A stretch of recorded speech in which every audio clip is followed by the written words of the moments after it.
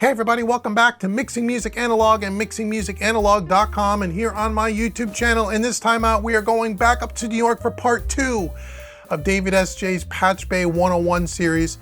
Last time we watched part 1. If you didn't see part 1, click the link in the description box below. Also make sure you check out David S.J.'s Instagram page and his YouTube channel. All the links will be in the description box below. Go watch part 1.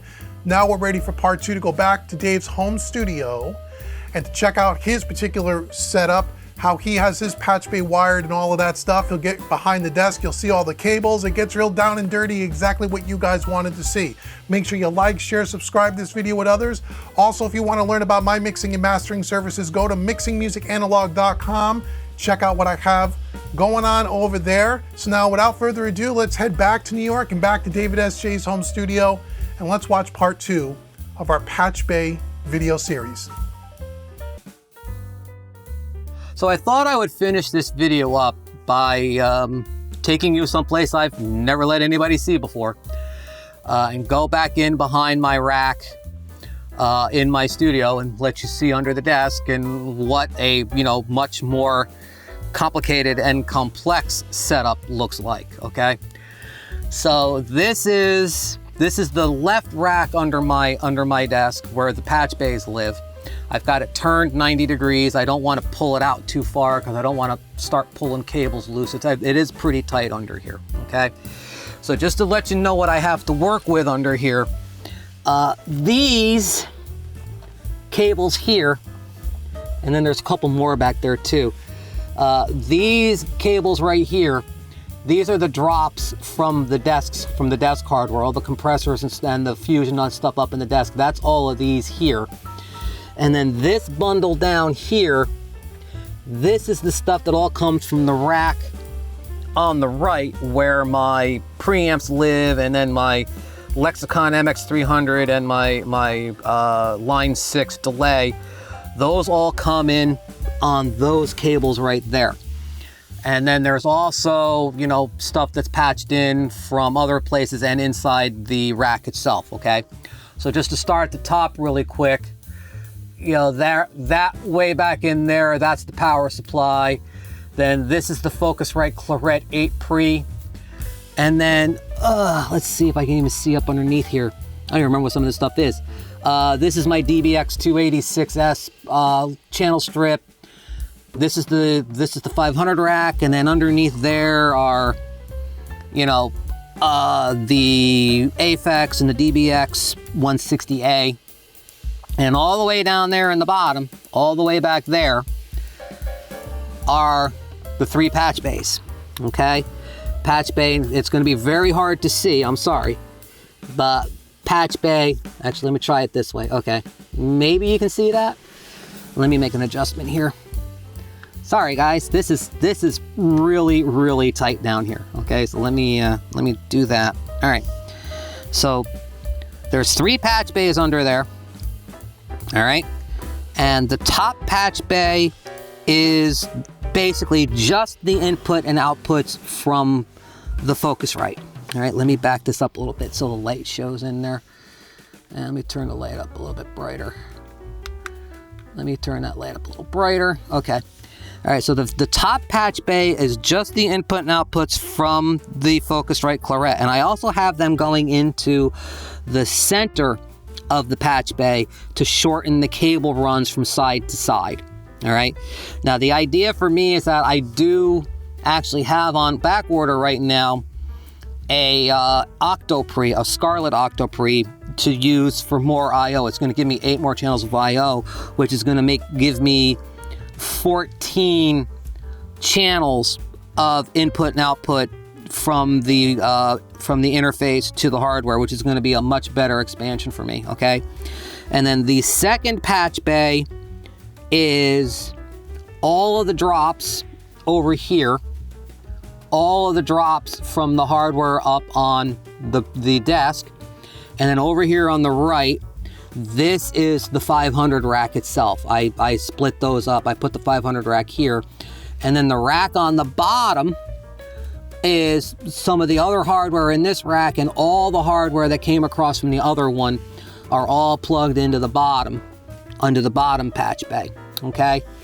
So basically what you have here is like all of your I/O from your interface to the patch bay are these cables and these cables. These are all the I/O. These are the monitor outs.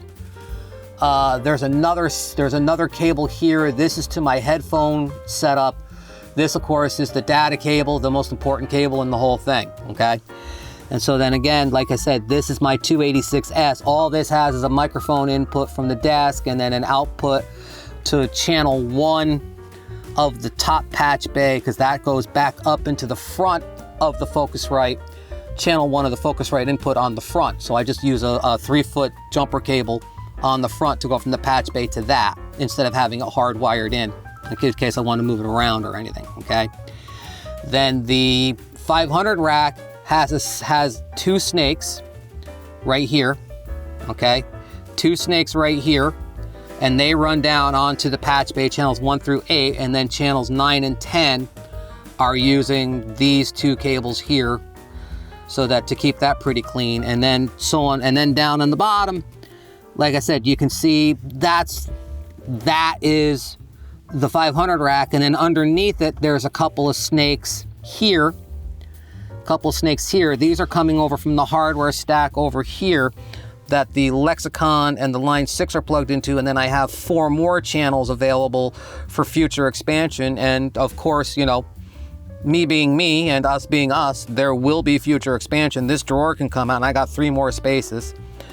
And then the warm audios have, you know, heavier cables like these coming in and out, and then these are actually just jumpers. I have them taped together because the cable run was a little too short, and I didn't want to go from a 5-foot to a 10-foot cable if I could help it.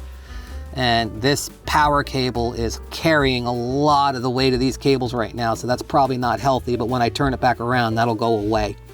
Okay, and of course, like this is the subwoofer feeds here and so forth. So like I said, it looks very, very complex back there. It is a bit of a cable management nightmare back here. As you can see with this power cable is, like I said, it's carrying the weight of all of those cables right now until I turn it around. I did not know that was like that, and I'm not going to unplug everything just to fix that. So, like I say, it does look very intimidating and very complicated under there, but it has been carefully planned out. Every connection was made, double-checked, triple-checked to make sure that all the cables were seated, were completely seated in, and everything else is done, you know, very carefully in there. So like I said, as you can see, you know, it looks like a nightmare, but it's planned and organized. It's not nearly as bad as it looks, okay? So anyway, that is what a full-blown, you know, hybrid setup looks like from the back. You know, not proud of it, but it works. And I'm quite happy with this setup the way it is right now. And like I said, as far as like adding hardware and stuff is concerned, it's actually been simplified greatly by the fact that I do have 4 channels of drops just hanging in the back of this rack, so I can, you know, just pull the drawer out, put the hardware in, plug it in, and be ready to roll. So, you know, again, it's you know, future-proofing, planning, and everything else is good on these. So anyway, that is, you know, that's basically what I have to work with in my little studio here.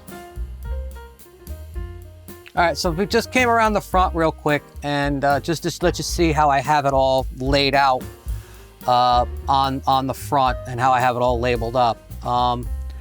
The top patch bay, like I said, this is the Focusrite, this is the Claret, this is channel Focusrite channel 3 through 8 out of the Claret, like I said, in the center, which shortens up my cable runs to all the other places. Over here on the left, I just have the output of the 286S channel strip, which, like I said, I jump from that up to channel 1 in the Focusrite. Then in the second row, from the desk up top, I have the Fusion, and then the Fusion insert. So channel 1 and 2 is the Fusion, channel 3 and 4 is the Fusion insert. Then I skip a couple, and I have the warm audio bus comp. This is my basic Fusion chain right here So basically these tend to just all be plugged in together, so I kept all of them together.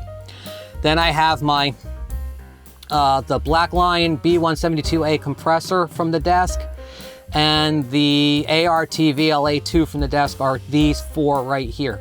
Then again, I skip a spot, and from this one all the way over to the right, that is the 500 rack, which I don't have completely labeled because things tend to move around a lot. Right now I just have the 560As labeled 1 and 2 right here. And then, like I said, this is the that's the Lindell PEQ, and then these 2 channels near here are the Lindell 77X500 compressor. And then these 2 spots here are still empty, waiting for something new. Down on the bottom, this is the Aphex 204. And then this number 4 here, this is the single channel DBX 160A. Just putting in a channel 4 was a little counterintuitive, but it's just kind of like the way I just settled out to do it. And then these are empty. And then then we start with the rack over on the right, the WA273 preamp, the WA412A preamp, an empty space, the Lexicon MX300, the Line 6 Echo, and then the last 4 are plugged in from the rack next door, but there's nothing in those at the moment. So basically, like for me, patching is a simple matter of, you know, getting down here on the floor and just jumpering, you know, whatever channel I'm using out of the Focusrite, and hopefully the Octopre's come off back order pretty soon, because then I'll have like these from here to here will be getting used. So I'll have the Claret stuff on one side and then the Octopre stuff on the other. And then, like I said, you just jump her out, go into your hardware. In this case, like if I'm running the Fusion, I'll come out 3 and 4 into the Fusion. I'll take the Fusion insert into the bus comp or something else if I want to, but it's usually the bus comp. I'll take the Fusion insert into the bus comp, that back into the insert point, and then out of the Fusion back into the Focusrite. And then, like if I'm doing like a full mix, what I tend to do too is like I'll run 3 and 4 into one of the preamps. So like say I'll run 3 and 4 into the WA273 and back. Then channels 5 and 6 out of the Focusrite go into the Fusion insert to the bus comp into the Fusion, then back to that. And then I like to run I like to mix in just a touch of the Lexicon reverb sometimes. Sometimes I use a plugin. So, but I will tend to just like run channels 7 and 8 into either the Lexicon MX300 or anything else. So if I wanted to go into the VLA for some reason, or something in the 500 rack, now that I have this compressor here, that's probably going to be my drum bus compressor. So I'm going to probably run like 7 and 8 into this, and then right back in as a bus comp in real time.